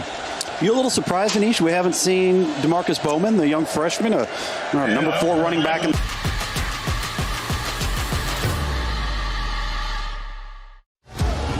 The Zen of Dabo. He has ushered in a golden age here at Clemson. And let's be honest, when he was named interim coach after Tommy Bowden was let go, all this time later, did you think we would be standing here talking about Dabo Swinney as the best or second best coach in all of college football? I don't think anybody did, and anybody who says yes probably isn't being overly truthful with you. The reputation this program had was great athletes, at times great players. You'd get on the field and in pregame warm-up, you'd look over your shoulder, you'd say, whoa. But then they didn't play like that all the time. And I think that was the biggest hurdle he had to overcome, was finishing seasons, playing to an expectation, and reaching a standard that you set and you strive for each and every week. White to the outside, slowed up by Simpson, and then finished off by his teammates. The transformation of Clemson into a program that would stub its toe in big games to a program that is now flat out a big game, big time program. Well, they redefined the term Clemsoning. It went from screwing it up to kicking everybody's tail. And I think that the one thing that you've got to credit is not just the football program, not just the coaching staff, not just the kids, but this institution made a university commitment unapologetically by saying, listen, everybody get on board, because our greatest revenue producer is what we're going to invest in. And if we do it right, everybody, the community, the university, the faculty, the academic side, they are all going to benefit. Justin Maskell with the stop to set up 3rd down on the quarterback keeper. Clemson has reeled off 9 straight 10-win seasons. A dozen wins or more in the last 5 seasons. Since the start of 2015, 70-5. You could keep going. You run out of superlatives. Well, and they're all based upon sustained excellence. It's one thing to build something. It's another thing when the target's on your back to sustain it. 0 for 1 in this game. Out of Connecticut, another big-time recruit. Dabo Swinney has raved about the talent in his quarterback room.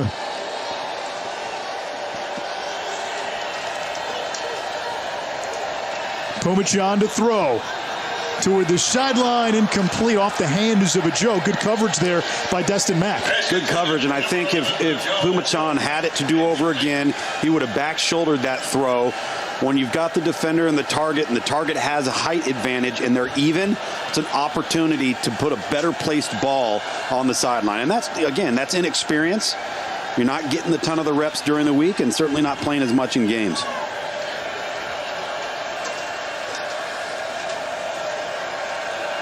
Here's a handoff, and this is Dukes. Lost the football. Little too much shake and bake, and he just couldn't hang on to the football. The Citadel are with the turnover, and they'll take over in Clemson territory. And again, Michael Dukes, just a sophomore, limited turns, but there are two things you have to be able to do to play this position and stay on the field. Pass protect and don't put the ball on the ground. And he just learned a sore lesson right there. It's going to be, we talked about teaching moments today, meaningful snaps. Well, when you get your snaps, you can't put the ball on the ground as a running back. And Javonte Middleton forced the fumble. Especially when you're as loaded as Clemson is at running back, you simply can't put the ball on the ground because there's just so many guys that they can put in the game. No room for error. And Jackson Carman putting a hand around Dukes, the returning starter on that offensive line. Rainey hit as he throws it. Maskell bringing the pressure, and it's incomplete. Tonight, ACC Network's primetime game highlights Wake Forest and NC State. Devin Leary, the starting quarterback for the Wolfpack. NC State coming off a 4-8 season, ravaged by injuries last year. Against a Wake Forest team that has now built up some momentum over the last 3-4 years with Dave Clawson. Well, what I respect so much about both of these programs is these coaching staffs have been great developers of talent. They may not be getting college-ready guys right away, but they've developed their program into winning, sustainable programs. Sessions, and taken down by Venables. Tyler Venables, one of the two sons for defensive coordinator Brent Venables on this roster, along with Jake. Yeah, Tyler wasn't blessed with Jake's size. Jake, as a linebacker, got to play some considerable snaps a year ago, 6'2", 235. Tyler just a young pup back there in the back end at 5'10", 200. Into the game at B-back, Donnie Brechtel, a junior walk-on who had never seen the field until today. And he is the backup B-back. Rainey throwing downfield, incomplete. That's a tall task for Raleigh Webb with Kendrick in coverage. Yeah, I tell you, Raleigh Webb, we talked about it earlier. I'd really like to see him in a different style offense because he has physical ability and they're limited in the type of production he can provide because of the nature of the scheme. Got to imagine Kendrick still in there, probably just to get some more reps. He didn't play last week.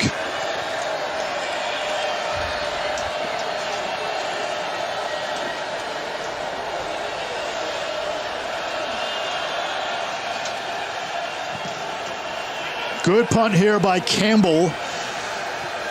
Two-time all-conference punter who unfortunately went viral after last week for shanking a punt, but got some therapy on game day this morning with Pat McAfee. Citadel punter junior, two-time all-conference punter Matt Campbell, looking incredibly dapper. How are you doing, Matt? I'm good, sir. How are you doing? I would like to talk to you about what happened this past weekend against USF. Ball through the fingertips under pressure. This ball is a touchdown. I actually made a couple calls to my friends. I think you will know who they are. Everybody, no matter how long you play, goes through something like this. There is light at the end of the tunnel. The grass is greener on the other side and all that stuff. You're actually a part of our fraternity even more so now, and we're proud to have you, brother. Can only go up from here. There you go. That's some love. Make the kid feel good. And I like what Brent Thompson told us when we asked him, what did you say to your punter? I didn't say anything. I don't try to talk to the kickers. Leave them alone. Don't talk to them. And listen, it's such a fragile psyche. Pumachan still in there at quarterback, and we get a look at another freshman running back, Kobe Pace, who just carried for 2 yards a moment ago.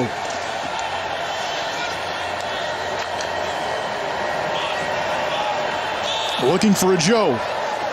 And off his fingertips, Mack on the coverage, and Destin Mack, against some pretty talented and athletic wide receivers, has had some nice moments today. He has. He's hung in there, and he had what looked like was going to be a potential breakup on a pass on the first touchdown to Frank Ladson in the first quarter. He had his hand on the ball, good coverage, good placement, just got the ball pulled away from him. So one of the bright spots on defense and one of the best cover corners and athletes in the conference. So third down now. Pumachan going over the signals with that second-string O-line.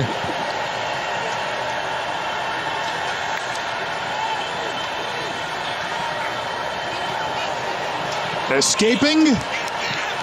And he's going to be shy of the marker by about a couple of yards. Sets up fourth down.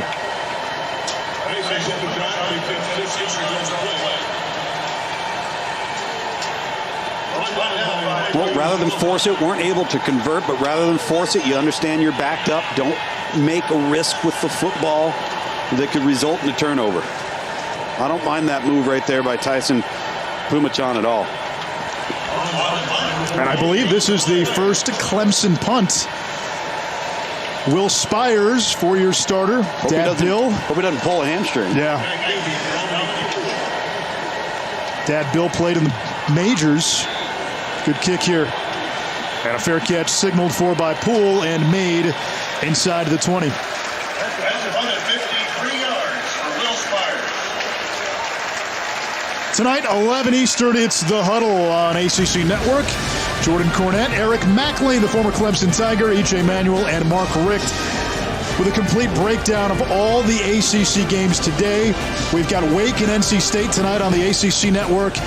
Miami and Louisville, a big game. No coastal chaos this year, however. One division. If they'd had the division, though, it would be the healthiest it's been in a long time. And we haven't even had a chance to see Virginia Tech yet. Yeah. Hey, speaking of that huddle crew, Eric McClain is the one who helped me out with that information on my opening today about in 2015, that was the year they replaced 4 starting offensive linemen. All of them made all-conference. What I didn't realize is that he was kind of tooting his own horn that he made all-conference because Eric McClain was part of that offensive line. That's a sneaky, humble brag. That is a sneaky, humble brag. I got to respect it. I respect it. I like it.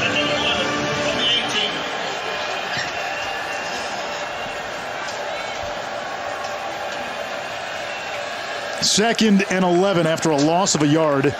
This option offense held to just 20 rush yards through almost 3 quarters. Rainey will throw off his back foot. And out of bounds was Tyler Venables. Nearly came down with his first pick. Filling on the field. Catch was made. You see Tyler Venables, we talked about him, just 5'10". He's up in the alley, and then he backs off and goes up and takes the ball away, just runs out of real estate along the sideline. That's fun, being a coach's kid and being around it and knowing how these kids grew up. You're in the equipment room and you're in the training room and you're in the coach's offices, and you just absorb so much. There's just so much football around you, and then you get the opportunity to play for your dad. I got a chance to coach with my dad. It's a wonderful feeling. And Wanze turned back. And it's a nice feeling for Brent Venables. Also Dabo Swinney, who's got a couple of kids on the team. And with Venables, it's interesting because going back a few years, every time a big coaching job opened up, his name would come up. Sure. And he's decided to stay, and maybe that changes once his kids are out of college. But it wouldn't surprise me either if he becomes the Bud Foster to Dabo Swinney's Frank Beamer. You've got a great place to live here. You've got unlimited resources. You're making a ton of money, and you're always going to have great players. Don't ever take any of those things for granted. Now, he is the highest paid D coordinator in college football. And there is Dabo's kid, Will Swinney, with the fair catch on the punt. And after the 46-yard punt, The National Endowment for the Humanities has awarded a $400,000 grant to Clemson University English professors Rhonda Robinson Thomas and Lee Morrissey. It's to support a touring exhibition of Thomas's research, Call My Name, the Black Experience in the South Carolina Upstate from Enslavement to Desegregation.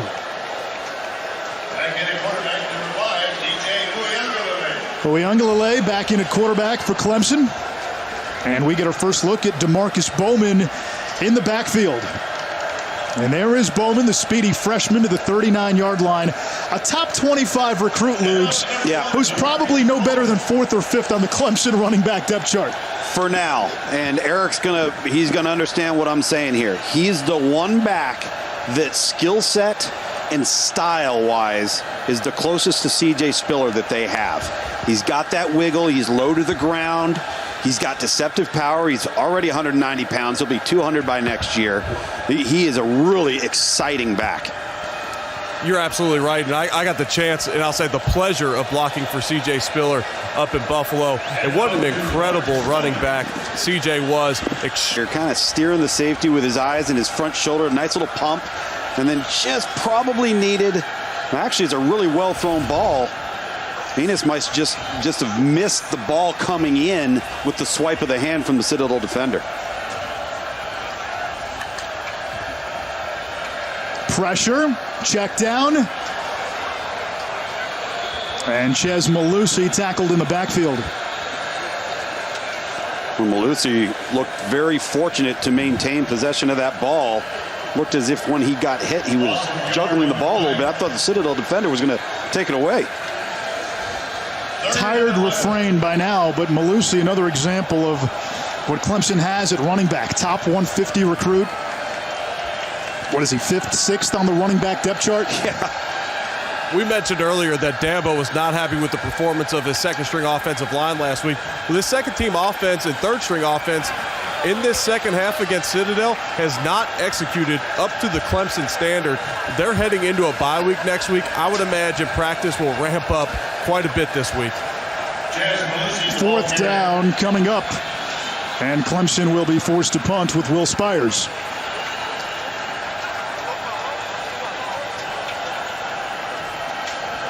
Now, the flip side of that argument, the first stringers, when they played in the first half, put up 49 points. Right, and I think with that type of start, and we talk about the depth and the talent of this roster, the expectation is that, okay, maybe you don't score on every drive, but we got to score some points with our 2s and 3s in the second half.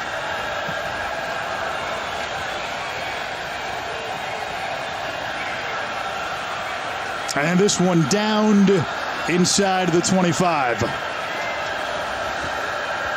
A little more than 11 minutes to play. Clemson on its way to yet another September victory. They've won 23 straight in the month of September. At Food Lion, our savings mean more for your family. Our everyday low prices on the things. Wake Forest in the primetime game. Demon Deacons coming off a loss to Clemson. Big season in Raleigh for Dave Doran, 4-8 last year after back-to-back 9-win seasons.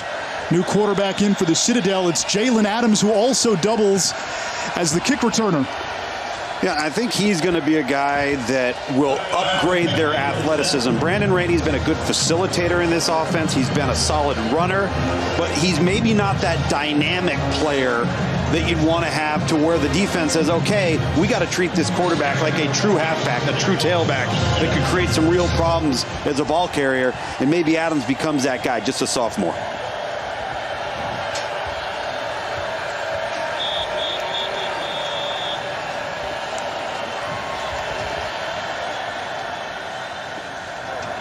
False start.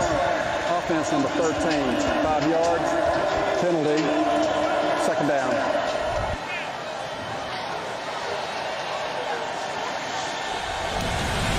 Around the league today, Pittsburgh with a 21-10 win against Syracuse. You're a big fan of what Pitt can do this season. I just like that defense that Coach Narduzzi's got, and Kenny Pickett finally looks like he's the guy we've kind of been waiting for him to be each and every week. When you're stingy on defense, you got solid quarterback play, you've got a chance. Miami and Louisville tonight on ABC. Wake, NC State, the primetime game on ACC Network. Adams moving the pocket, throws incomplete, and it'll bring up third down. De'Aaron King from Miami. The Hurricanes have not had a quarterback like that. Right. Ever? Oh, there's no question. You have no question. And listen, I think because of that, they've really got to lean on him some more. Whether it's, as a designated runner, not just the plays that he creates when things break down. We know he can do that. We know he can pull a rabbit out of the hat. He needs to improve his accuracy in the passing game. So let's see the improvement from week 1 to week 2. It's going to be a fun one tonight. Adams will try to keep this drive alive on 3rd and long. Nowhere to go. Escapes the ambush. Got a block on the edge, and Jalen Adams using his feet. And that's the best play the Citadel has had all day. It is, and that's kind of the point I was getting at with the comparison to the starter, Brandon Rainey. That's likely a sack. So he brings kind of an electrifying presence when things aren't ideal because he can evade, as you see here, and turn a potential negative into a positive. It looked like Greg Williams had him in the backfield, and Adams, 5'10", 165 pounds, slipping away. Adams steps up, has room to run, and just brings a different element to the offense with a nice pickup. 7 there, 2nd and 3. Yeah, I think they've got to come up with a way to get him on the field. Even if they're gonna have Brandon Rainey as their starter, who started a lot of games for them, he gives them a spark. So get him in the A-back position, either one of them, so that they can maybe upgrade some of their explosiveness on offense. Adams, prior to today, had not attempted a pass or a rush.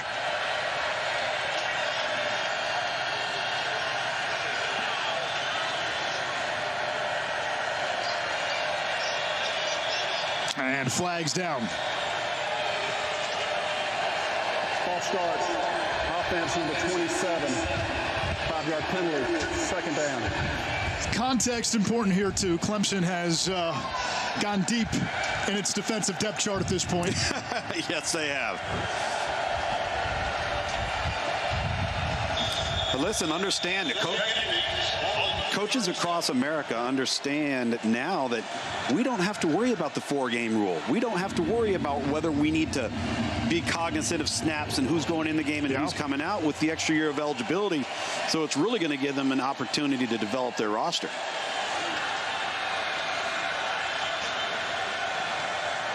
In Anish, to your point about the depth that's playing right now, likely in practice, your 1st and 2nd string guys were the guys that were going to get most of the option work throughout the week. These guys are putting up an admirable effort. These 4 stringers are putting up an incredible effort to defend the option when likely they weren't the ones running against the show team doing it in practice.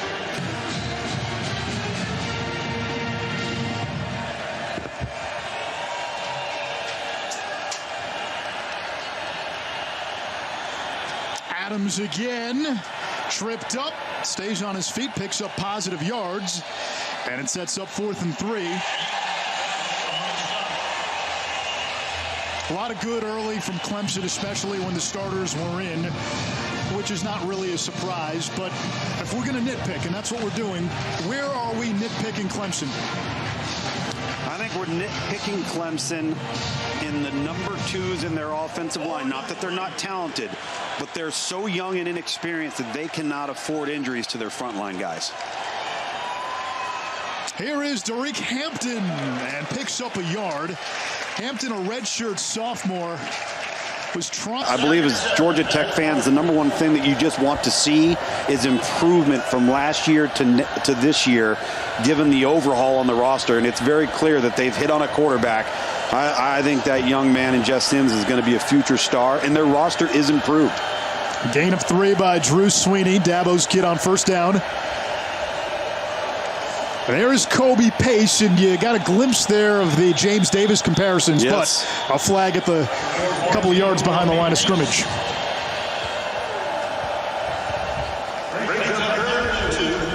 Illegal formation, 5 men in the backfield, offense, 5-yard penalty, 2nd down. Again, Bowman and Pace, couple of freshmen. Dabo says this could be Fuller, Davis version 2.0, and fourth and fifth string running backs at best right now. Yeah, but they're different styles of backs, and I think that for as productive and as how unique Travis Etienne is, these two guys kind of give you a little more shake and bake and maybe a little bit more in space. Helms checks down to Pace, and he is dropped behind the line of scrimmage. Third down. Hunter Helms, the fourth-string quarterback, a true freshman walk-on who chose Clemson over scholarship offers from South Florida, Troy, Holy Cross, and others.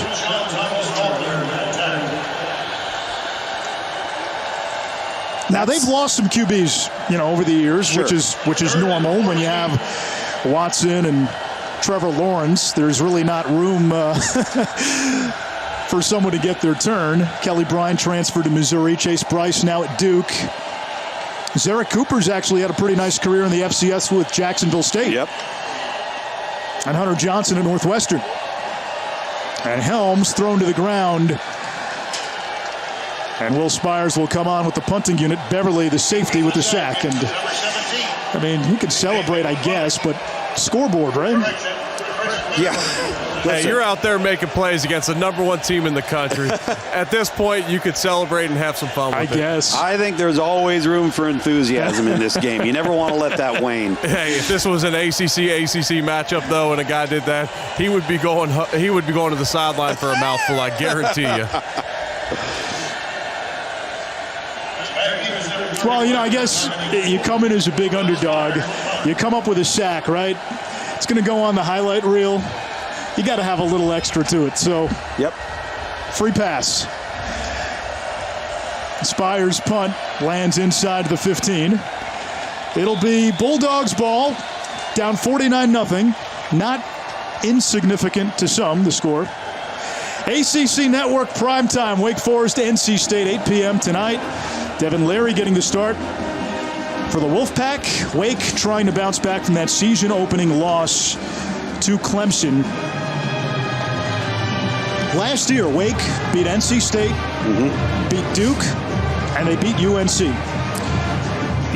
When you have a quarterback like Jamie Newman, and you've got a big-time playmaker in Sage Surratt, now you don't have either of those two.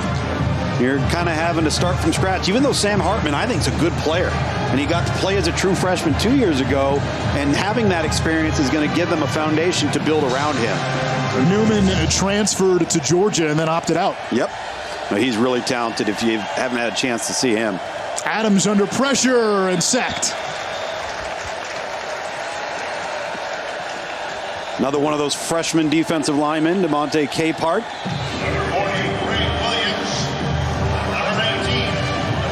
Dabo Swinney imported the #1 recruiting class in the country.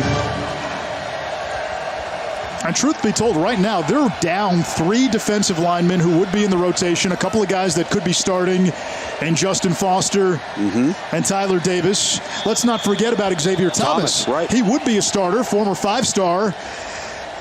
Originally, he was going to redshirt because of COVID and strep throat. He may come back now in the second half of the season. You know what's interesting is, and I pointed this out 5-yard penalty, second down. In the College Football National Championship. Remember when they didn't have Dexter Lawrence?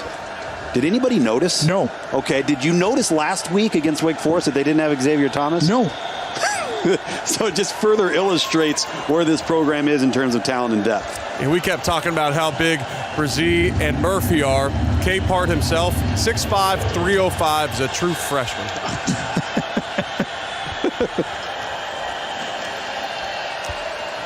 Citadel fans watching saying, yeah, we get it. Third down. Enough.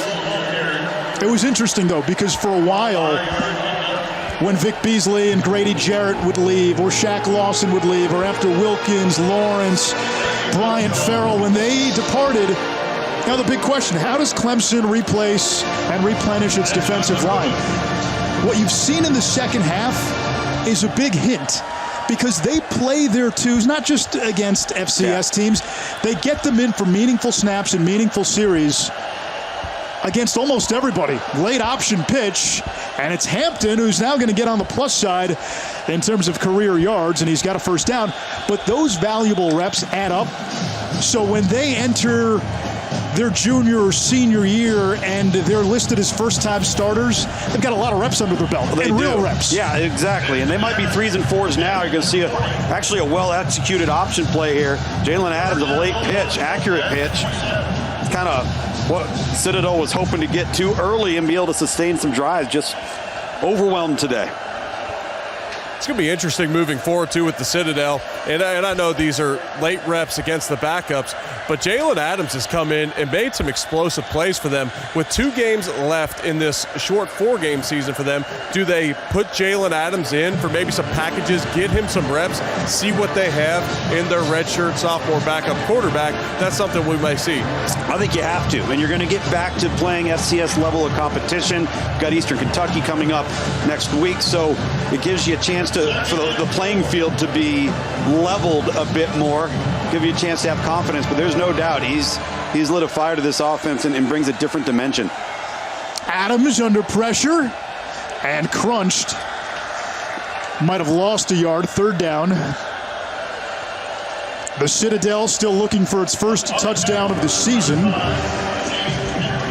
And some folks watching out there are wondering if the Bulldogs will get it, because it is important to some people out there.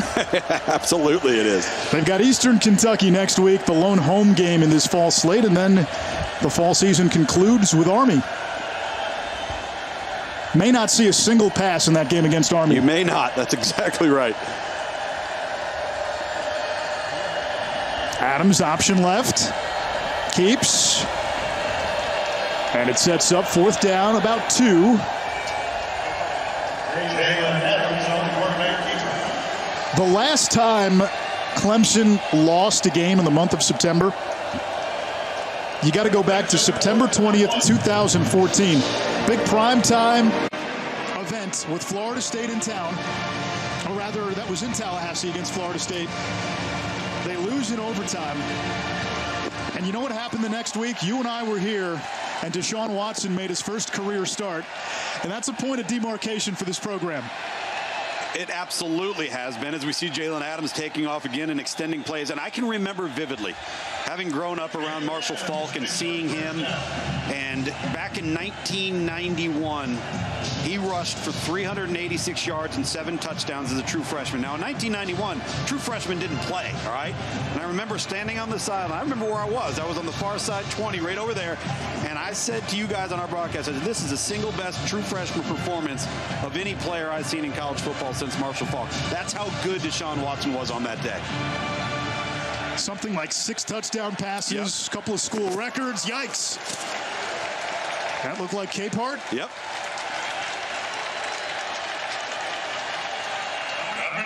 So Clemson about to make it 24 straight in September. This would be their 31st straight regular season win. That would be a new ACC record. Florida State also won 30 straight regular season games from 2013 to 2015. And oh, by the way, Clemson on its way to winning its 45th consecutive game on Saturday.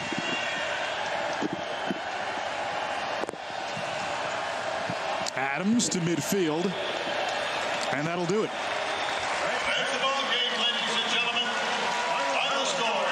The Tigers pitch.